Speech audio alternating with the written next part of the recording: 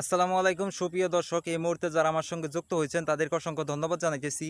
এই মুহূর্তে আমি দাঁড়িয়ে রয়েছি টাঙ্গাইল জেলার নাগরপুর উপজেলার মোকনা ইউনিয়নের বড়টিয়া গ্রামে। আমার পিছনে আপনারা একটা গরু কিন্তু দেখতে পাচ্ছেন, যে গরুটা মরে গেছে। এটা কিন্তু দেলদুয়ারের যেদিনকে ঠাডা পড়ে দুইজন মানুষ মারা গেছে, ওই দিনকেই এই বড়টিয়ারও কিন্তু ঠাডা পড়ে এই একটা গরু কিন্তু মারা গেছে ধলেশ্বরী নদীর পাড়ে। আপনারা দেখতে পাচ্ছেন এই গরুটাই কিন্তু যেদিনকে দেলদুয়ার ঠাডা পড়ে দুইজন মানুষ মারা গেছে, ওই দিনকে বড়ুডিয়া গ্রামে এই একটা ষাঁড় গরু বিদ্যুৎ চমকে যে ঠাডা পড়ে কিন্তু এই ধলেশ্বরী নদীর পাড়ে মারা গেছে।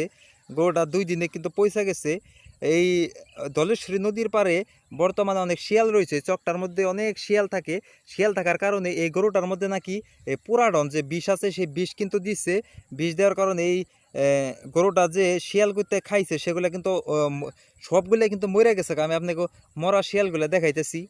এইখানে আপনারা একটা মরা শিয়াল দেখতে পারতেছেন। এই শিয়ালটা কিন্তু এই গরুটা খাইছিল, পুরাডন মিশা রাখার কারণে শিয়ালটা মরে গেছে গা। আর আশেপাশে এখানে সনের ভিতরে অনেক শিয়াল রয়েছে, মরা পড়ে রয়েছে। কিন্তু এতগুলা যেহেতু সন্ধ্যা হয়ে গেছে, আমি ঘুরে আর দেখবো না, একটা আপনাকে দেখাইলাম, দেখতে পাচ্ছেন আপনারা।